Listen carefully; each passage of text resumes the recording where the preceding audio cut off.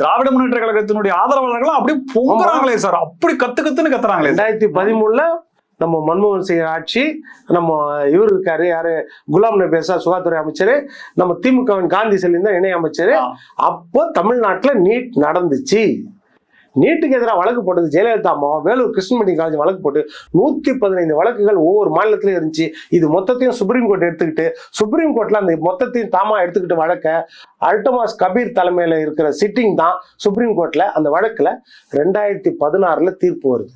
அரசியல் சாசனத்துக்கு எதிராக இருந்து அப்ப என்ன செய்யறாங்கன்னா 2013 கடைசியில இந்த தீர்ப்பு வருது, இந்த மாதிரி அரசியல் சாசனத்துக்கு எதிரானதுன்னு. அப்போ ஜெயலலிதா அம்மா என்ன சொல்றாங்கன்னா, மத்திய அரசு கடிதம் எழுதுறாங்க, தயவுசெய்து இதுக்கு அப்பீல் போகாதீங்க, இதோட விட்டுருங்க. ஆனா அப்ப திமுக கூட்டணி அரசாங்கம் அப்பீலுக்கு போறாங்க.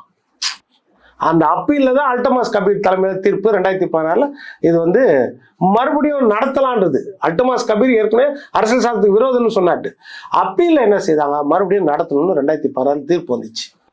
தமிழ்நாட்டுக்கு மட்டும் 1 வருஷம் விதிவிலக்கு எக்ஸெப்ஷன் கொடுத்தாங்க. அப்போ 2017 கேட்கும்போது கொடுக்க மாட்டேன்ட்டாங்க, 1 வருஷம் தான்ட்டாங்க.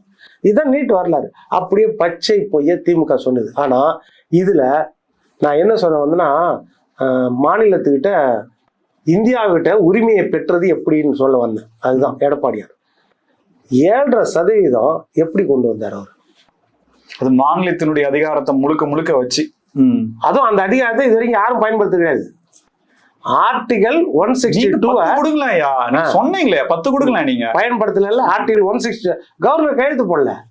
இவர் உடனே ஆர்டிகல் 162 பயன்படுத்தி உடனடியாக 7.5% இடஒதுக்கீடை கொடுத்து, அது வரைக்கும் 5 பேர் 6 பேர் தான் கவர்மெண்ட் ஸ்கூல்ல படிக்கிறவங்க MBBS தர முடியும். இல்லைன்னா 1 கோடி 2 கோடி அவன் எங்க கொடுக்க முடியும்.